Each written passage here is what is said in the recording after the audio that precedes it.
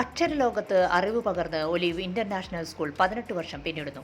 LKG, UKG, first standard എന്നീ ക്ലാസുകളോടെ തുടങ്ങിയ സ്കൂളിൽ ഇതിനകം 7ാം സ്റ്റാൻഡ് വരെയുള്ള ക്ലാസുകളുണ്ട്.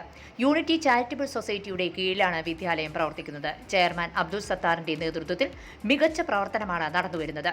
പഠനത്തിനു പുറമെ യോഗ, കരാട്ടെ, ഡാൻസ്, പാട്ട് എന്നിവയും ഈ വിദ്യാലയത്തിൽ പഠിപ്പിക്കുന്നുണ്ട്.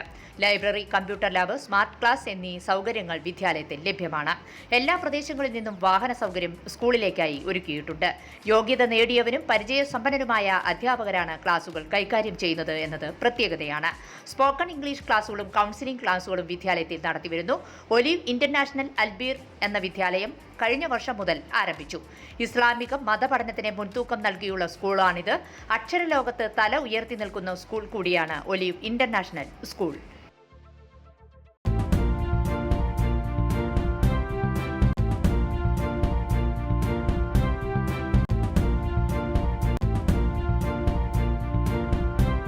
നമസ്കാരം, എനി ടൈം ന്യൂസിലേക്ക് സ്വാഗതം.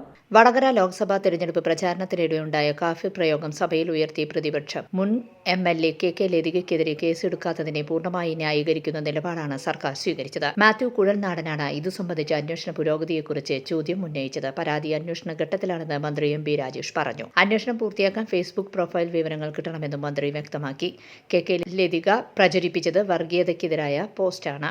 വടകര സ്റ്റേഷനിൽ 2 FIR എടുത്തിട്ടുണ്ടെന്നും മുഖ്യമന്ത്രിക്ക് വേണ്ടി MP രാജേഷ് പറഞ്ഞു. ഇതോടെ പ്രതിപക്ഷാംഗങ്ങൾ ബഹളം വെച്ച് നടുത്തളത്തിലിറങ്ങി. തിരഞ്ഞെടുപ്പ് ജയിക്കുന്നതിന് വേണ്ടി സമൂഹ മാധ്യമങ്ങളിൽ ഇത്രയേറെ വിഷലിപ്തമായ വർഗീയത പരത്തിയിട്ട് എന്തു നടപടിയെടുത്തുവെന്ന് മാത്യു കുഴൽനാടൻ ചോദിച്ചു.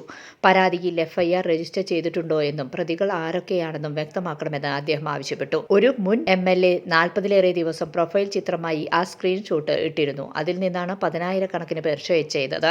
രാജ്യത്തുള്ള മുഴുവൻ ആളുകൾക്കും ഇതു മനസ്സിലായിട്ടും പോലീസിന് ഇതുവരെ അവരതു പ്രചരിപ്പിച്ചുവെന്ന് മനസ്സിലായിട്ടില്ലെങ്കിൽ അവരെ സംരക്ഷിക്കാനുള്ള ശ്രമമാണ് നടക്കുന്നത്. FIR ഉണ്ടോ, പ്രതി ഉണ്ടോ എന്ന ചോദ്യത്തിന് മറുപടിയില്ലെന്ന് മാത്യു കുഴൽനാടൻ പറഞ്ഞു. എന്നാൽ പ്രൊഫൈൽ വിവരങ്ങൾ പോലീസ് ഫേസ്ബുക്കിനോട് ആവശ്യപ്പെട്ടിട്ടുണ്ടെന്ന് ആവർത്തിക്കുകയാണ് മന്ത്രി ചെയ്തത്. അതിനിടെ യൂത്ത് കോൺഗ്രസിന്റെ തെരഞ്ഞെടുപ്പിൽ വ്യാജ തിരിച്ചറിയൽ കാർഡുണ്ടാക്കി ഉപയോഗിച്ച കാര്യം MP രാജേഷ് പറഞ്ഞതും ബഹളത്തിന് ഇടയാക്കി. ഇതു സംബന്ധിച്ച് മ്യൂസിയം പോലീസ് സ്റ്റേഷനിൽ കേസുണ്ടെന്നും രാജേഷ് പറഞ്ഞു. പ്രതിപക്ഷം ബഹളം വെച്ചതോടെ മന്ത്രി റിയാസ് MP രാജേഷിനു സമീപത്തെത്തി നിങ്ങൾ ശാന്തമായി മറുപടി പറഞ്ഞാൽ മതി, എല്ലാവർക്കും കേൾക്കാം എന്ന് പറഞ്ഞു മടങ്ങി.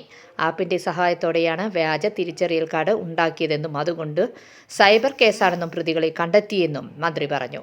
News desk any time news. കൂടുതൽ വാർത്തകൾക്ക് ഞങ്ങളുടെ ചാനൽ സബ്സ്ക്രൈബ് ചെയ്യുക, ഫേസ്ബുക്ക് ഫോളോ ചെയ്യുക. വാർത്തകൾ വേഗത്തിലറിയാൻ എനി ടൈം ന്യൂസ്.